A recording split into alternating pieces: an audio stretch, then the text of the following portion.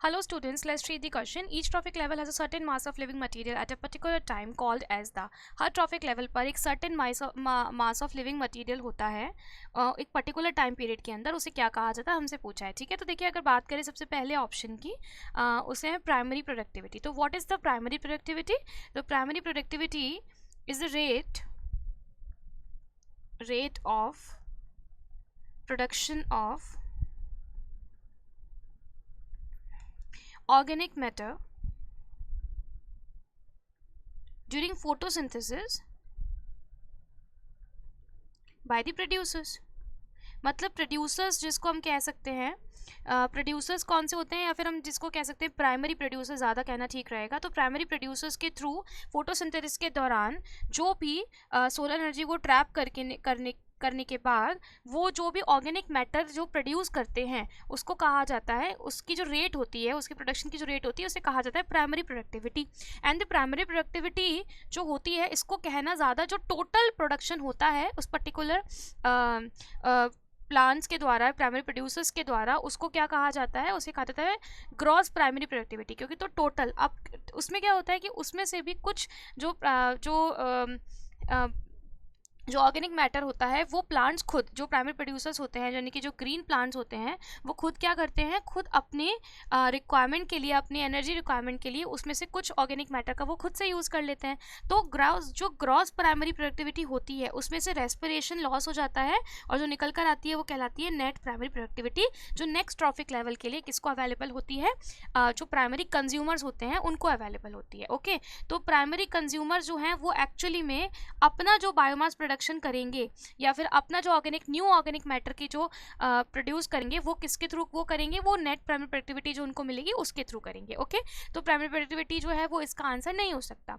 अब बात करते हैं किसकी, सेकेंडरी प्रोडक्टिविटी की। तो सेकेंडरी प्रोडक्टिविटी किसे कहेंगे कि the rate of formation of new organic matter by the consumers, organic matter by the consumers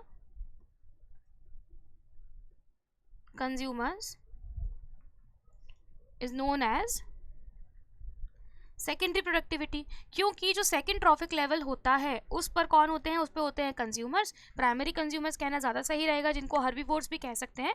तो सेकेंडरी प्रोडक्टिविटी क्या होती है, जो नया ऑर्गेनिक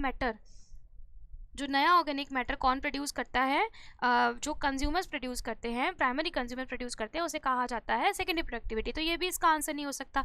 स्टैंडिंग क्रॉप का मतलब क्या है? स्टैंडिंग क्रॉप का मतलब है ईच ट्रॉफिक लेवल पर एक certain mass of living material present होता है at a particular time period. यानी कि क्योंकि हम जानते हैं कि देखिए फर्स्ट ट्रॉफिक लेवल होता है, ठीक है, सेकेंड, फिर उसके बाद सेकेंड ट्रॉफिक लेवल आता है, इस तरीके से थर्ड ट्रॉफिक लेवल भी आता है। तो मतलब फर्स्ट ट्रॉफिक लेवल पे कौन होता है, प्राइमरी प्रोड्यूसर्स होते हैं। उसके बाद सेकेंड ट्रॉफिक लेवल पे कौन होता है, प्राइमरी कंज्यूमर्स होते हैं। थर्ड पे सेकेंडरी कंज्यूमर्स होते हैं। तो आप ये देखेंगे कि हर ट्रॉफिक लेवल पर एक पर्टिकुलर टाइम पीरियड के अंदर जितना भी mass of living material present होता है उसे कहा जाता है स्टैंडिंग क्रॉप। तो इसका करेक्ट आंसर क्या हो जाएगा, स्टैंडिंग क्रॉप। थर्ड इसका करेक्ट आंसर है।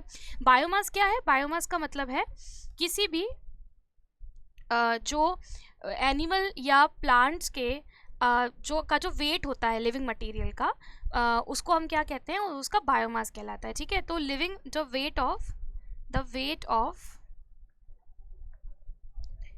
living organisms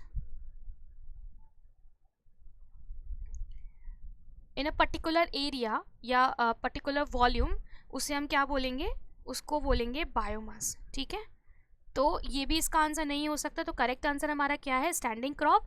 जो हर ट्रॉफिक लेवल पर एक certain mass of living material present होता है उस ट्रॉफिक लेवल पर, उस पर्टिकुलर टाइम पीरियड के अंदर, उसे कहा जाता है स्टैंडिंग क्रॉप। तो करेक्ट आंसर वुड बी 3।